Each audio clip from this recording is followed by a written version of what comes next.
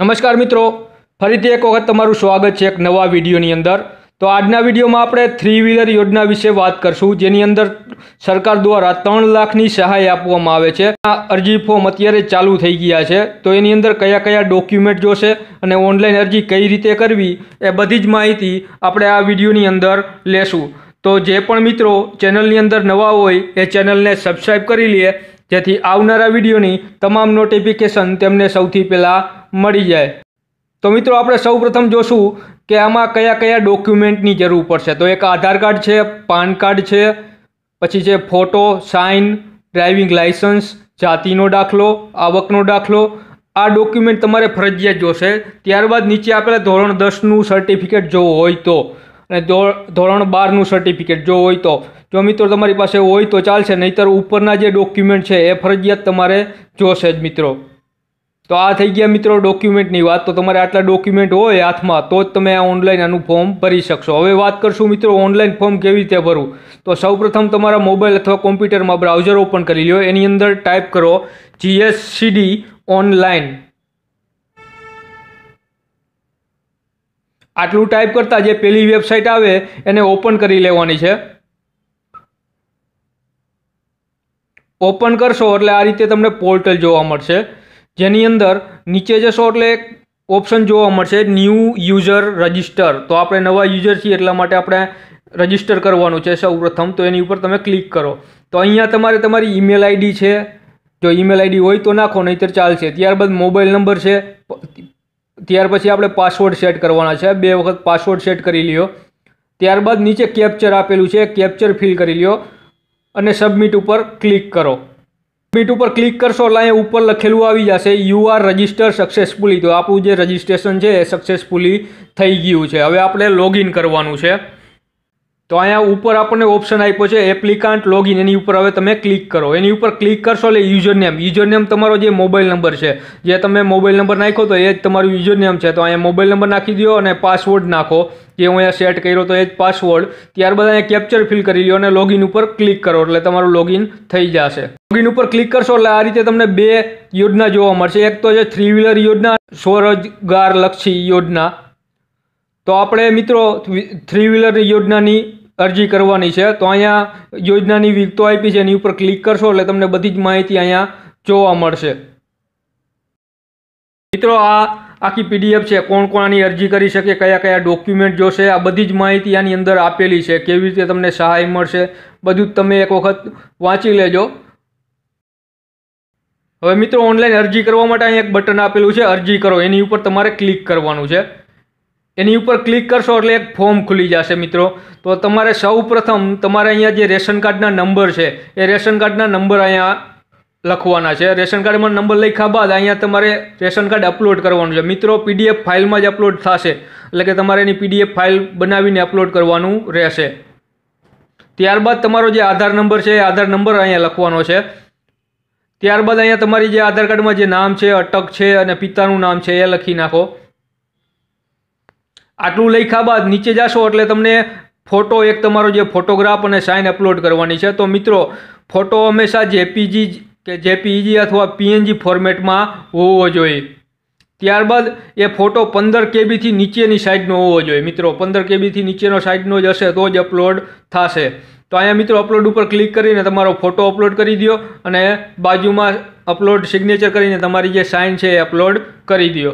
ત્યારબાદ છે ID proof. તો આઈડી પ્રૂફમાં એ ઘણા બધા ઓપ્શન આપેલા છે, જેમ કે PAN card, Aadhaar card, election card, driving licence, આમાંથી કોઈ પણ તમે એક અપલોડ કરી શકો। તો અત્યારે હું પાન કાર્ડ રાખું છું, તો પાન કાર્ડ જો અહીંયા પાન કાર્ડ અહીંયા સિલેક્ટ કરું તો તમારે બાજુમાં એના પાન કાર્ડના નંબર નાખવાના છે। જો આધાર કાર્ડ સિલેક્ટ કરો તો આધાર કાર્ડના નંબર નાખવાના છે, અને ત્યારબાદ જે પણ સિલેક્ટ કરો એને અહીંથી તમારે PDF ફાઇલની અંદર અપલોડ કરી દેવાનું છે।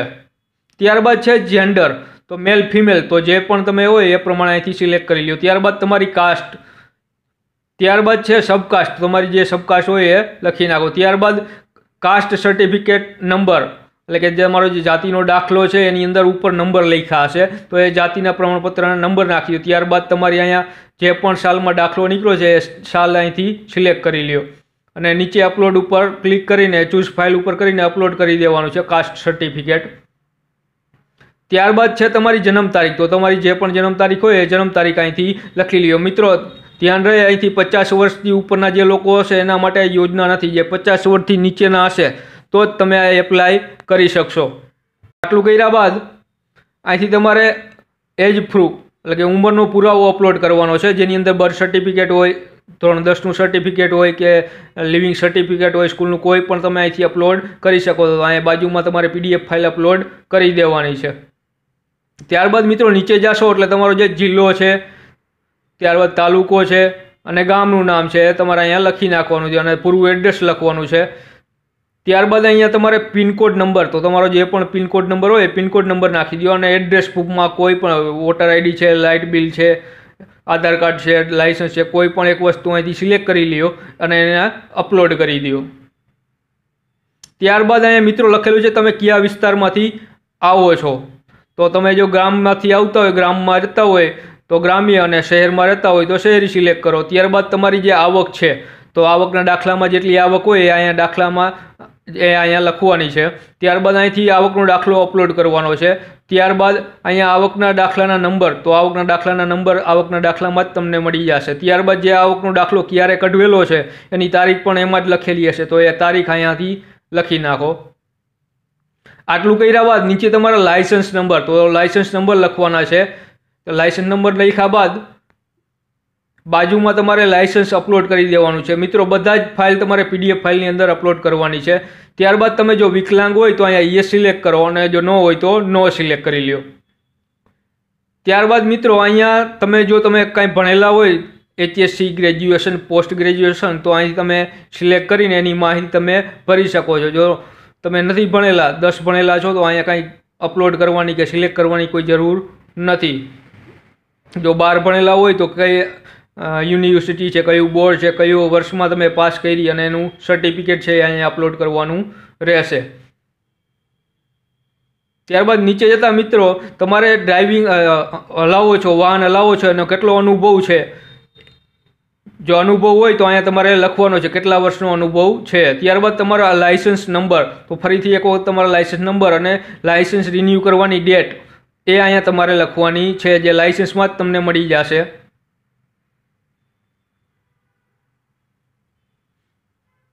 ત્યારબાદ તમારે અહીંયા કેપ્ચર ફિલ કરવાનું છે. જે કેપ્ચર આપેલું છે એ કેપ્ચર ફિલ કરી લો અને સેવ ઉપર ક્લિક કરશો એટલે અહીંયા તમને લખેલું આવી જશે કે તમારી અરજી ઓનલાઈન સ્વીકારવામાં આવી છે અને જેનો તમારો અરજી નંબર આ છે. તો આપણો અરજી નંબર તમારે કોપી કરી લેવાનો છે, જેને સાચવીને રાખવાનો છે. હવે આપણે અરજી કન્ફર્મ કરવાની છે, તો કન્ફર્મ એપ્લિકેશન ઉપર ક્લિક કરો. ફરીથી અહીંયા તમારી જે યોજના છે એ સિલેક્ટ કરો. ત્યારબાદ કન્ફર્મેશન નંબર હોય જે પણ તમારો હોય કન્ફર્મેશન નંબર નાખો. ત્યારબાદ તમારી જે જન્મ તારીખ છે એ જન્મ તારીખ લખી નાખો. ત્યારબાદ અહીંયા કેપ્ચર ફિલ કરી લો. કેપ્ચર ફિલ કરી સબમિટ ઉપર તમારે ક્લિક કરવાનું છે એટલે તમારી અરજી છે એ કન્ફર્મ થઈ જશે. મિત્રો આ રીતે તમારી અરજી કન્ફર્મ થઈ જાય ત્યારબાદ પ્રિન્ટ એપ્લિકેશન ઉપર ક્લિક કરવાનું છે. તો પ્રિન્ટ એપ્લિકેશન ઉપર ક્લિક કરશો એટલે ફરી પાછું તમારી જે યોજનાનું નામ છે એ સિલેક્ટ કરવાનું છે. ફરીથી એપ્લિકેશન નંબર નાખવાનો છે.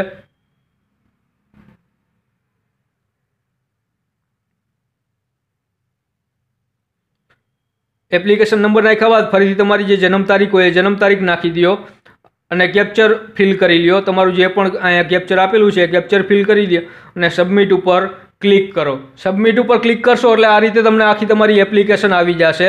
તો બધી જ એપ્લિકેશનની માહિતી તમને આની અંદર જોવા મળશે અને પ્રિન્ટનું બટન છે એની ઉપર ક્લિક કરશો એટલે તમારી જે પ્રિન્ટરમાં પ્રિન્ટ નીકળી જશે અથવા તમે PDF ફોર્મેટની અંદર આને સેવ પણ કરી શકો છો. તો આ રીતે મિત્રો તમે તમારી એની પ્રિન્ટ કાઢી શકો છો. હવે મિત્રો આપણે એ જોશું કે આપણે જે એપ્લિકેશન છે એનું સ્ટેટસ કઈ રીતે ચેક કરવું. તો મિત્રો અહીંયા લખેલું છે નો યોર એપ્લિકેશન, બરાબર. તો અહીંયા તમારે સિલેક્ટ કરીને ફરીથી તમારી જે મોબાઈલ નંબર છે, ત્યારબાદ જન્મ તારીખ છે અને કેપ્ચર છે એટલું ફિલ કરી લો અને સબમિટ ઉપર ક્લિક કરશો એટલે તમારી જે અરજી ક્યાં પહોંચી છે, શું કાંઈ, એ બધી જ માહિતી અહીંયા તમને બતાવશે. તો આ રીતે મિત્રો તમે 3 વ્હીલર યોજનાનો લાભ લઈ શકો છો. જો મિત્રો આ વિડીયો સારો લાગ્યો હોય તો બીજા લોકોને શેર કરજો જેથી એને પણ આ માહિતી